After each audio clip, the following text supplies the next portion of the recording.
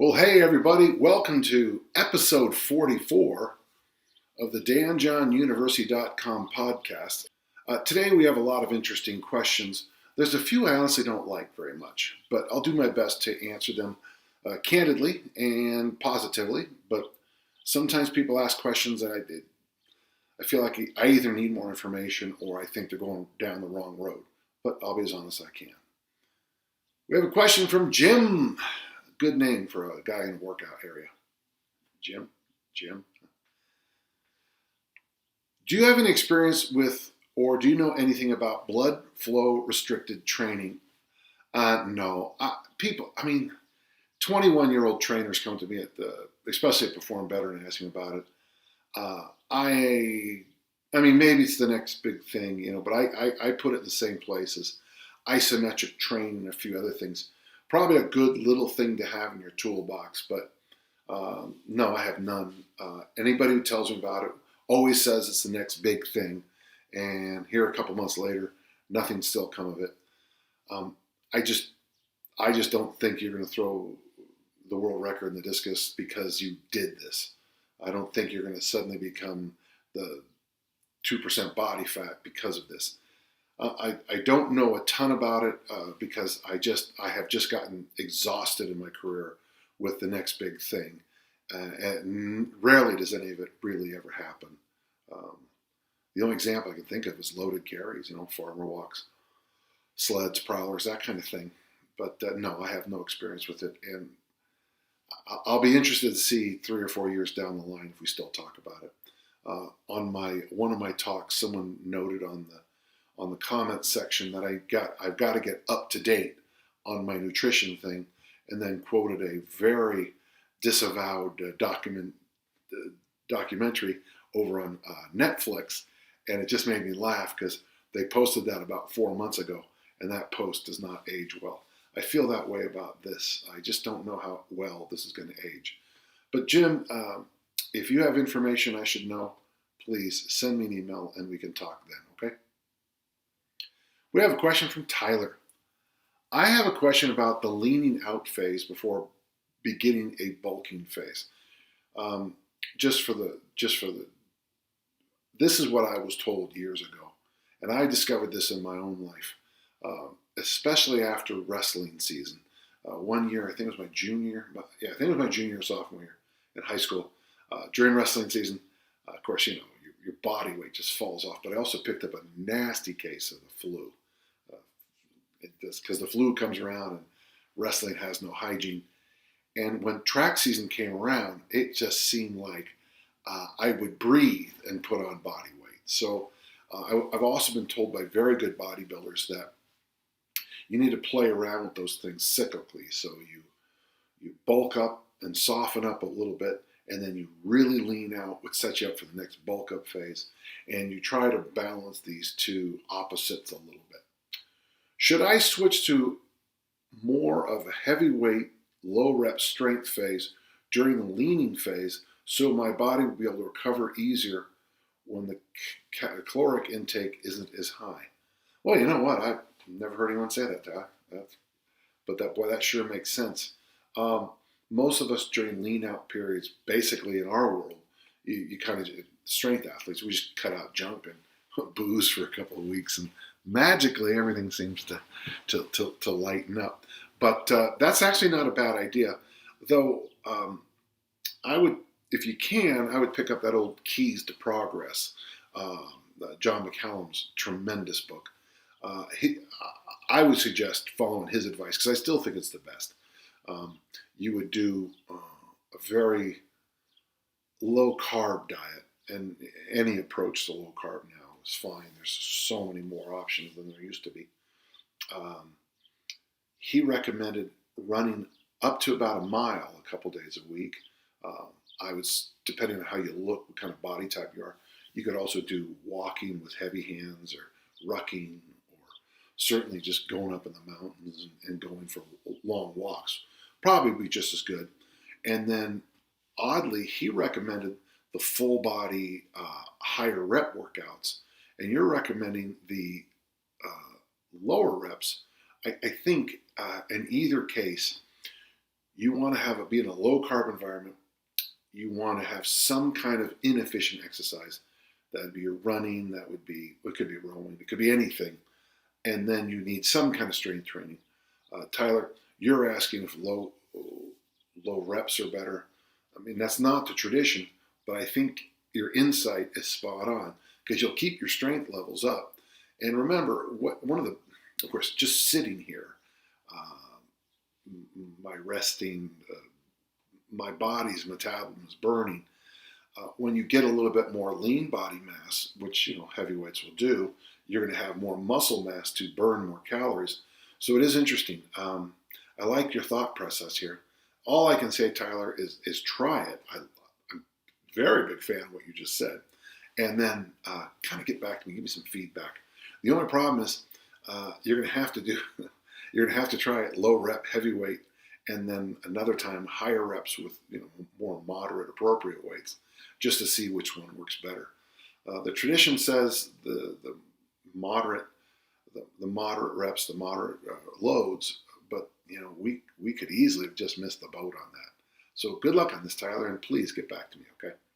Arkin writes us, I wanted your thoughts on the concept of ass-to-grass squatting for achieving hypertrophy in sports like Olympic lifting. Oh, pardon me, for hypertrophy. And then, new sentence. In sports like Olympic lifting, ass-to-grass is a sport-specific requirement.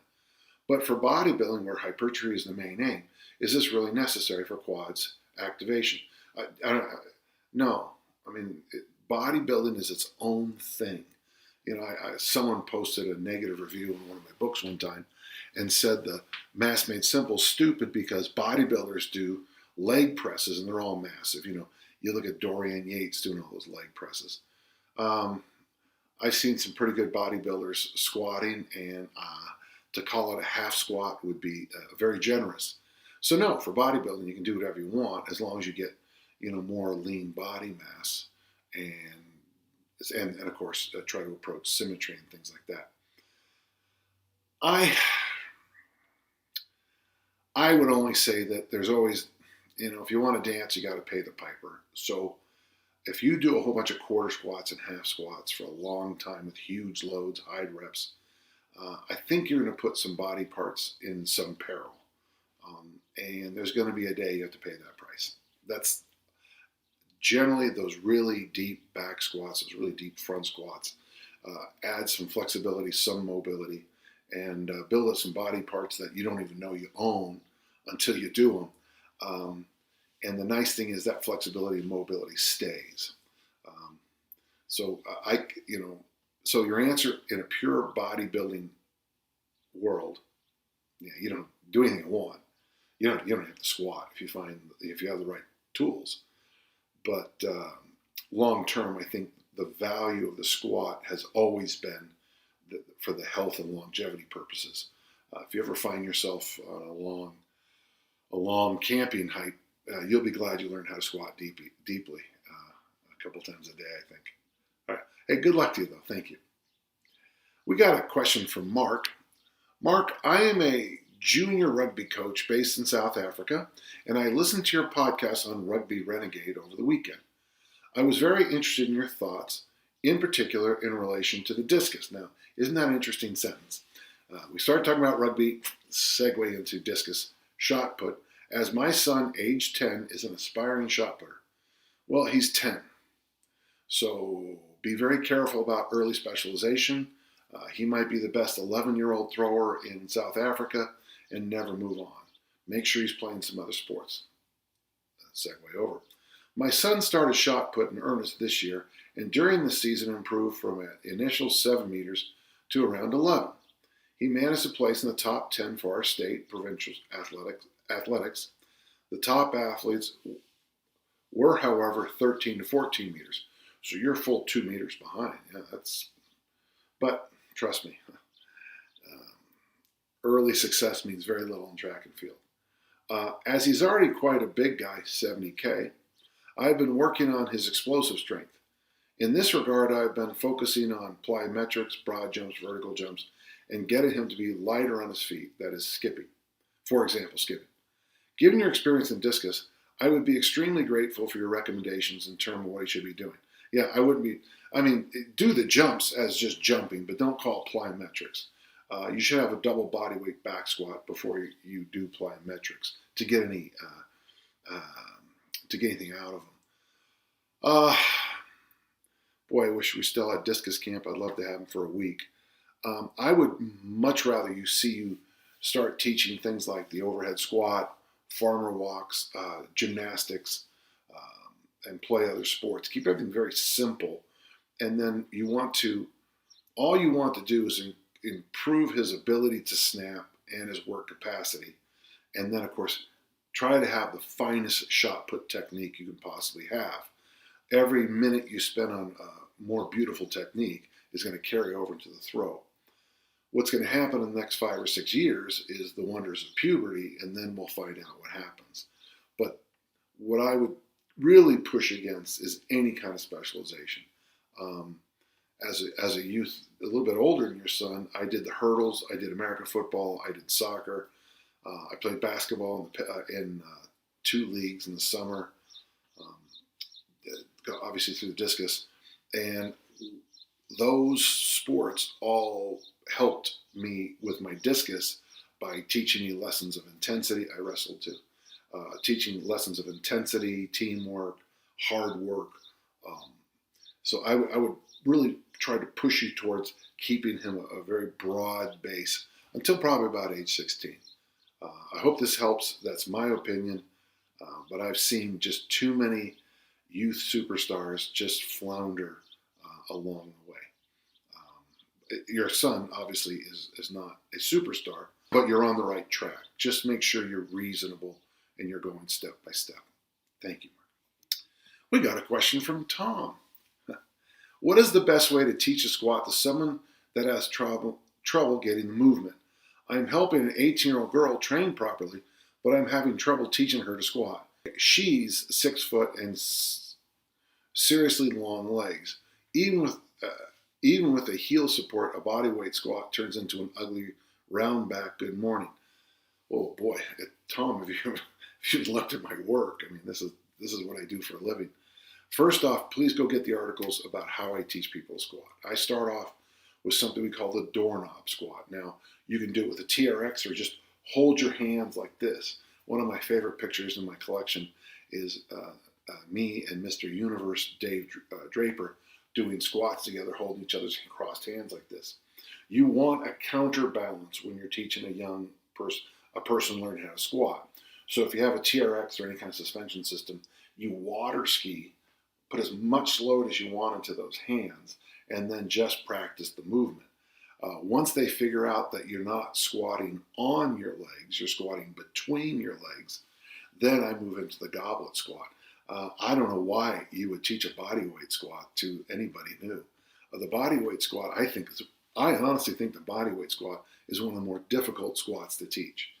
With the kettlebell goblet squat, dumbbell goblet squat, you've got that counterbalance here. When you put a bar overhead or like an overhead squat, it forces you to do this thing I call a moving plank. So yeah, I would go suspension squat to goblet squat, and I wouldn't go very far from there. That's how I do it, and I've had a lot of success. It is interesting to see body weight squat because that is by far one of the most difficult things to teach. I've worked with Phil Sanderson, and watching him squat, I mean, the guy's born to squat for one thing, and watching him do a body weight squat, watching someone good do it, you're like, yeah, that takes a lot more discipline and a lot more hours of work than most people have time for. I hope that helps now. We got a question from Pete. I know you agree that it's best to follow a program to a T. There's true, especially if it's a 2-week, 4-week, 6-week, 8-week thing.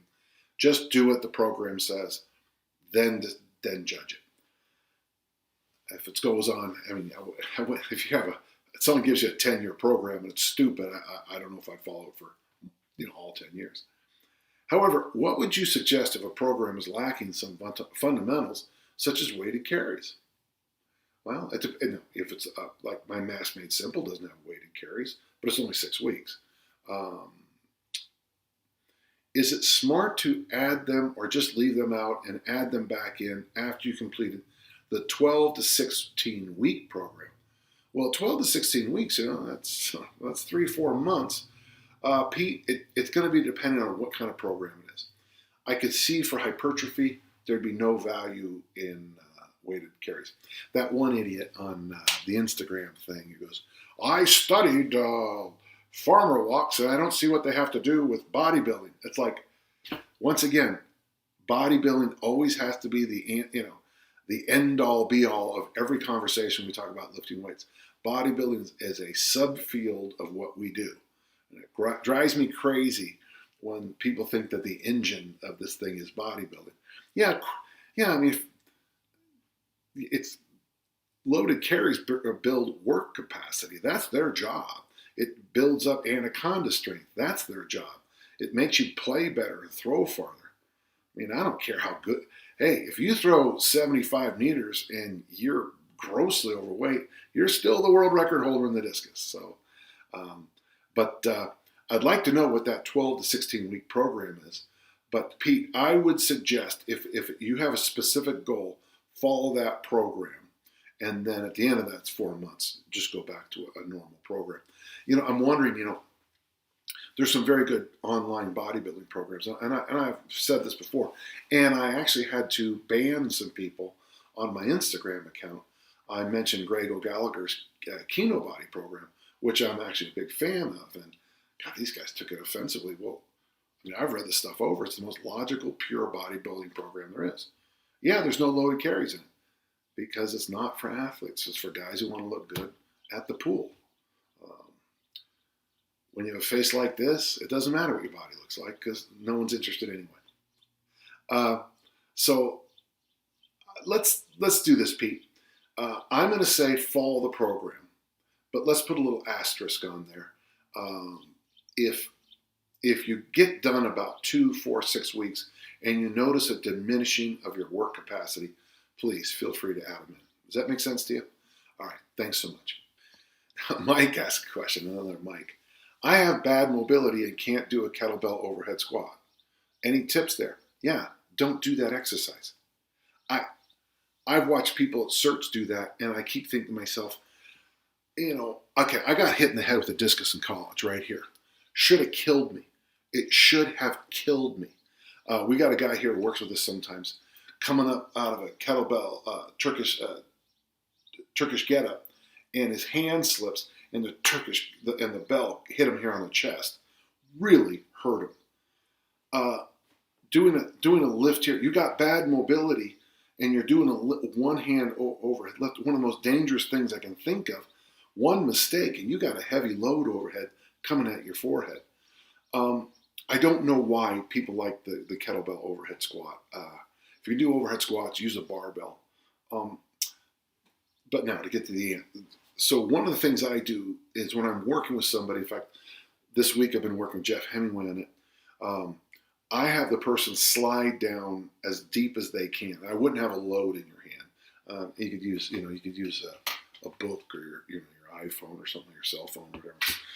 And so you go down at the bottom as low as you can go.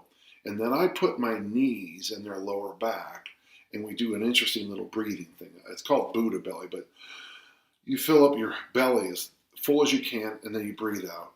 And then you try to turn yourself into Mr. Universe, and we go back and forth. It's better with the Olympic bar, but we go back and forth between deep belly breathing and then Mr. Universe. And interesting enough, those two movements will wedge you down into the bottom position.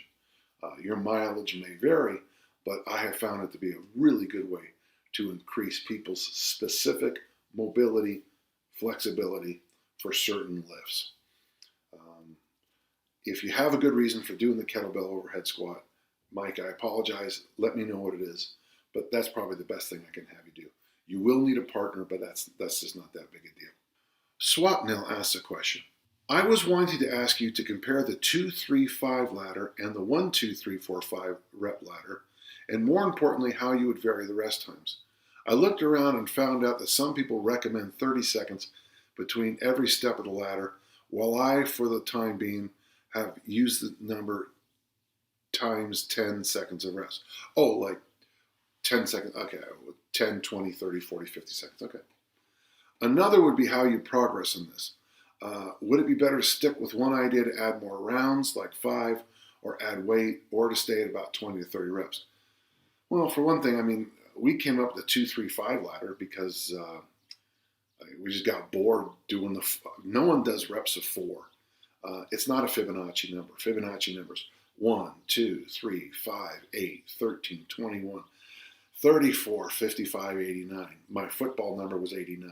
My goal for the world record was to throw 55 feet or 55 meters in every event. I'm a little stuck to that number. No one does 4 sets of 7 in the weight room. That's just not done in my world. I don't like 4, so we dropped them out.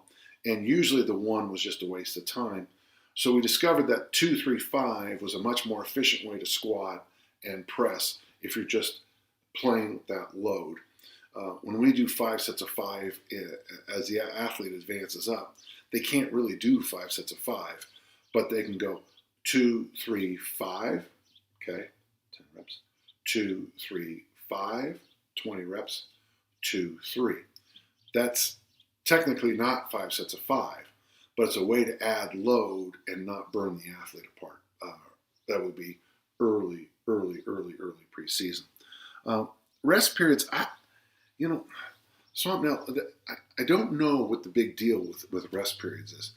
The only time I take rest periods seriously is when we do a Tabata workout, the 20 seconds on, 10 seconds rest, and then we are just eyeballing that clock exactly. The 30-30 for 30 protocol, and the reason is with the 30-30 for 30, the work to rest, that 1-to-1 ratio, that is the workout. And then I'm very close when we do 3 sets of 8 with the 1 minute rest. Those are the only times I'm serious about the rest. We did this 2-3-5 cluster Wednesday in our presses. I don't know how long I rest. I rest until I'm ready to go. After a set of 5, I can do the double very quickly because it's only 2. The 3, that's easy, and then I get the 5 done. One of the reasons I like the 2-3-5, I'm talking 5 to 20 seconds between sets.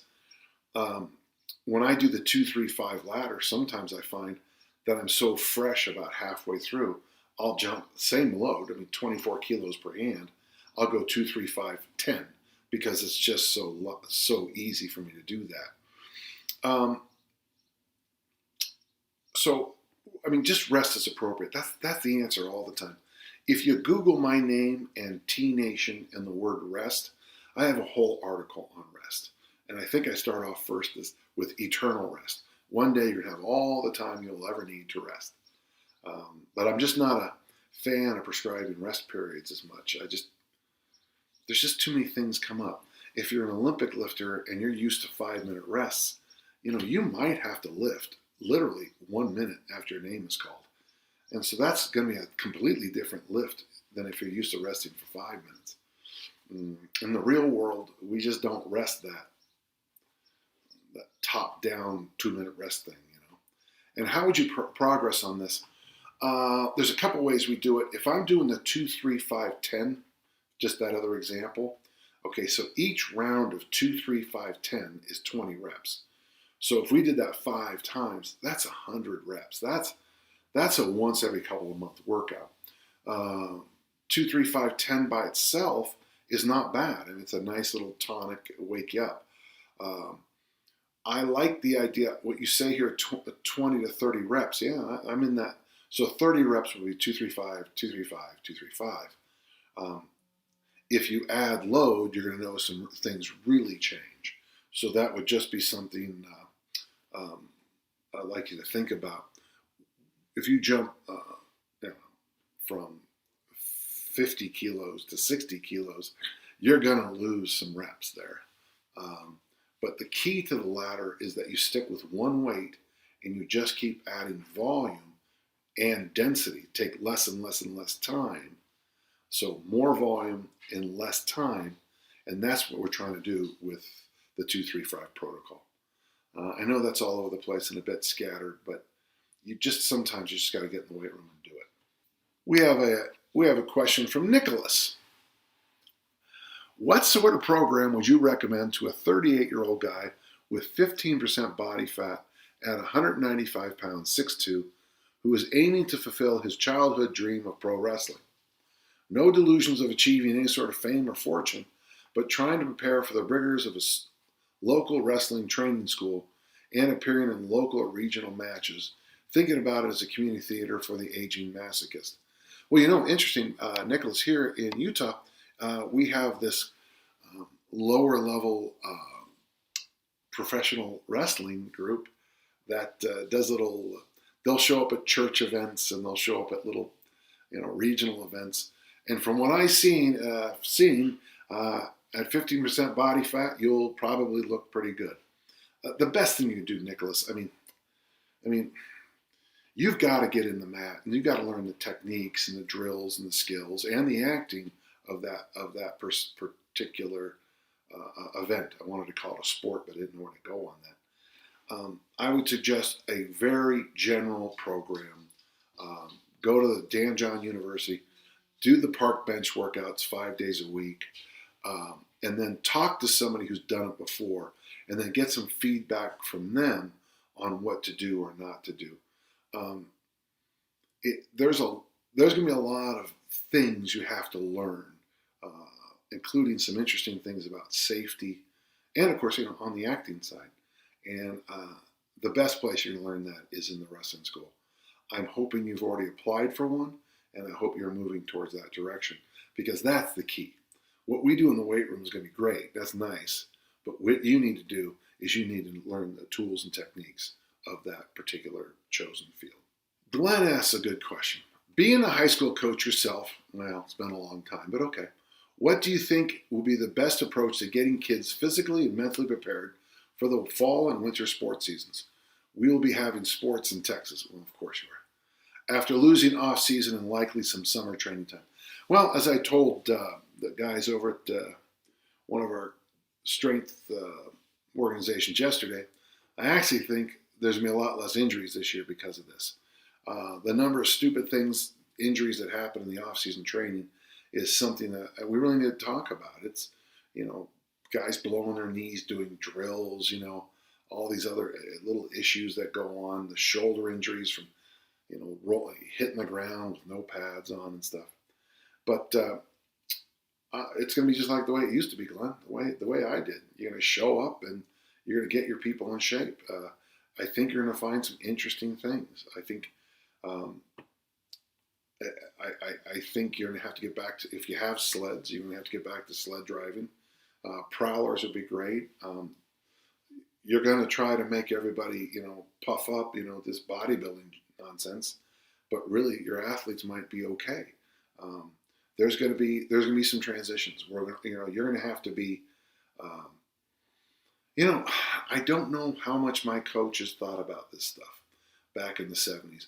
We had off-season programs, nothing like what we do today. There was a lot more pull-ups than you'd see today because that's the equipment we had outside. There was a lot more, we ran everybody ran past patterns. We were doing these sprint after sprint after sprint and then staying in line, which of course feels like the game. It is the kind of condition the game does. So first, the nice thing is there's going to be some changes, and I think that's good. We don't know exactly what's going to happen. With down in Texas, you're going to have to keep a lot closer eye on your heat index charts, your humidity and heat index charts. I think you're going to have to be a little bit wiser about how much total conditioning you do in practice. If you guys warm up with the 4 laps, a mile, and then do, 1,200 yards of, conditioning sprints, and then you do this and you do that and you do this, the athletes might not have their legs underneath them like they used to. Another issue, I would make sure those guys are in helmets from day one, and I would suggest doing some of those old wrestler warm-up moves on the ground with their helmets, because of all the areas, this little group of muscles right here that hold that head and helmet up, they're gonna take a beating, I think, this year. Those would be the two big ones for me. but I wouldn't worry as much as you think about your athletes losing conditioning. High school kids are pretty resilient. They'll be back quickly. And in fact, in some ways, I think they're going to be back better. Chris writes us, I'm 46, 5'8", 142 pounds, and will be finishing up a kettlebell certification soon. I'm trying to figure out what I should do after the cert. Rest your hands for a few days. Should I focus on strength, put on some mass as I head into my 50s, or find some combination of both? Oh, you're 46. Yeah.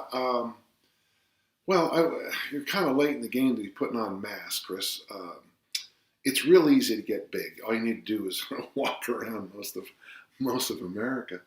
But getting strong is always the best thing. I think getting strong and thinking about your joint mobility right now would be the best thing.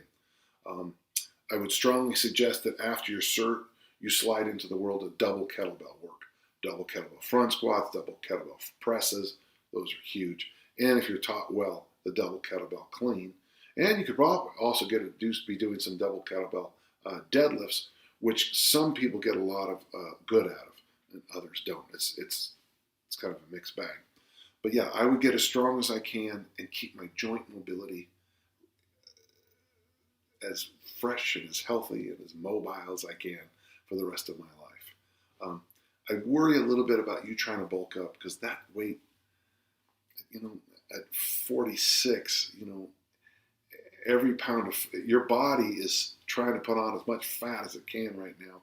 I wouldn't encourage it too much. And good luck on your cert. Thank you. And so there we are. Podcast number 44 comes to a close. Remember, if you have questions, please email them to us at podcast@danjohnuniversity.com. I'll try my best to answer each and every one. Thank you so much.